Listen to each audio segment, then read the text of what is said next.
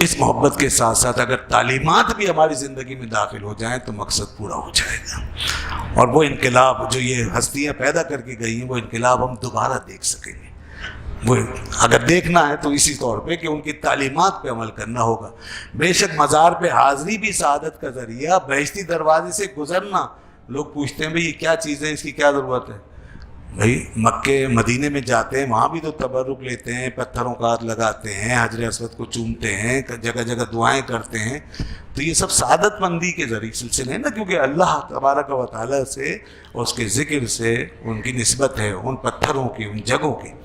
تو اب یہاں پر جو نسبت ہے، ٹھیک ہے کہ وہ نسبت تو نہیں قطعی، لیکن جب بزرگوں کے ذریعے سے کوئی چیز ملے تو وہ کسی حد تک معتبر ہوتی ہے، اتنی نہ صحیح جتنی مکے میں ہے، جتنی مدینے میں ہے، لیکن کسی حد تک معتبر ہوتی ہے، اور اس کا بھی لحاظ ہوتا ہے۔ میری اور آپ کی بات نہیں ہے،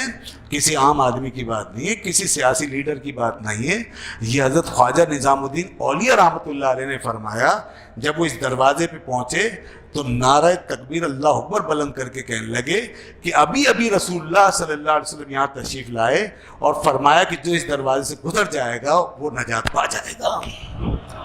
حضور نے یہ فرمایا، حضرت خواجہ نظام الدین اولیاء نے فرمایا، اسی لیے وہ بہشتی دروازہ مشہور ہو گیا اور لوگ اس سے گزرتے ہیں اس امید کے ساتھ کہ شاید اللہ کی رحمت پائیں۔ یہ امید ہوتی ہے، یہ قطعی نہیں ہے، قطعی بات نہیں ہے، یعنی اس میں تعلیمات کی اہمیت کم نہیں ہونی چاہیے۔ کوئی اگر یہ سمجھے تعلیمات بیکار ہیں اور بس اس سے گزر جائیں اور نماز روزہ کریں نہ کریں اس سے گزر جائیں کافی، تو وہ غلط ہے، وہ غلط۔ لیکن اگر کوئی امیدوار ہے، امید رکھتے ہوئے کہ ایک اچھی نسبت اللہ کے ولی کی ایک بات ہے، اور یہ ایک دروازہ جو ان کے قدموں میں ہے یہ نسبت ہے، تو میں یہاں سے گزرتا ہوں اللہ کی رحمت کی امید رکھ کے، تو اللہ تعالیٰ بڑا رحیم و کریم ہے، کسی بھی نسبت سے کسی پر بھی رحم فرما دیتا ہے۔ تو یہ امید کی بات ہے اور کچھ نہیں۔ یقین کی ایسا یقین نہیں ہے یہ قرآن و حدیث کی طرح کہ اگر کوئی انکار کرے تو دار اسلام سے خارج ہو جائے، یہ وہ بات نہیں، یہ صرف امید کی بات ہے۔ امید پہ دنیا قائم ہے، امیدوار ہی ہیں ہم جو بار بار حاضری دیتے ہیں، جاتے ہیں اللہ والوں کے پاس جاتے ہیں، مکے میں جا کے وہاں کا غلاف چومتے ہیں، کعبے کو ہاتھ لگاتے ہیں، امید اس کے ساتھ۔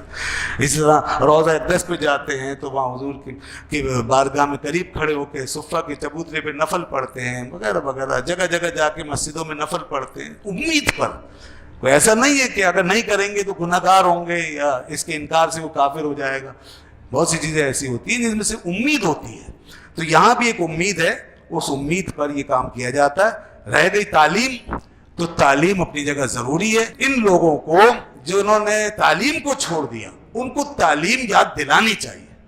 امیدیں نہیں کاٹنی چاہیے، مایوسی نہیں پھیلانی چاہیے، یہ نہیں کہنا چاہیے سب بیکار باتیں ہیں، نہ یہ نہ کہیں، یہ بے ادبی ہے، بیکار نہ کہیں۔ جیسے ہم وہاں حرم شریف میں کسی کو تبرک حاصل کرتے ہوئے اگر وہ عمل نہیں کرتا، یہاں کے نماز نہیں پڑھتا، عمل نہیں کرتا، تو یہ نہیں کہیں گے بھئی یہ تم یہاں کیا کر رہے ہو، چھوڑو ان پتھروں کو،